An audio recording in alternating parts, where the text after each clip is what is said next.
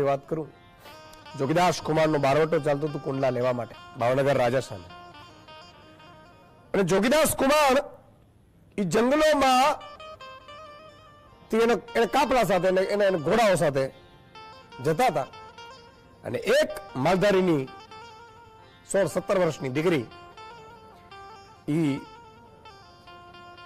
એનો માલ ચારી રહી હતી,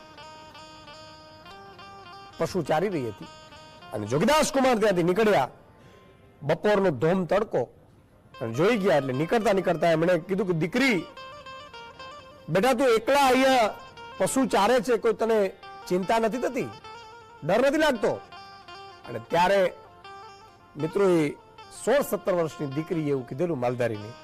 એ ઓળખતા નહોતા કે સામે ઘોડાસવાર કોણ છે, પણ 16-17 વર્ષની દીકરી એવું કીધું કે જ્યાં સુધી જોગીદાસ કુમારના બારવટા ચાલે છે ને ત્યાં સુધી કોઈની તાકાત નથી કે અમારી મા બેન દીકરીઓ પર કોઈ હાથ, આંખ બગાડી શકે, નજર બગાડી શકે.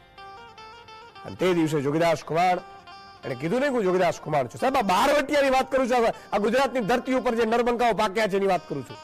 અને ત્યારે જોગીદાસ કુમાર સાહેબ આગળ જઈ ભગવાન સૂર્યનારાયણને ઘોડા ઉપરથી ઉતરીને પ્રાર્થના કરે છે કે હે ભગવાન સૂર્યદેવ, મારું બારવટું હાલે કે ન હાલે મને વાંધો નથી, મને મારું કુંડલા મળે કે ન મળે મને વાંધો નથી, પણ આ માતા બેન દીકરીઓ જે મારી ઉપર વિશ્વાસ રાખીને બેઠી છે ને, એ વિશ્વાસ તૂટવા ન દે તો આ ખોડિયામાંથી પ્રાણ જાય ને તેની મને પરવા નથી.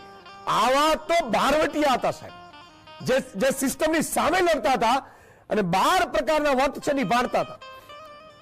અને આજે જે તમે હું ચૂંટીને મોકલીએ છીએ માય કાંગલાઓ, તમારો મારો અવાજ ન બની શકે, અને છતાંય જો તમે વારંવાર એને ચૂંટી શકતા હો તો એમાં એનો માય કાંગલાઓનો વાંક નથી, વાંક આપણો જ. એટલે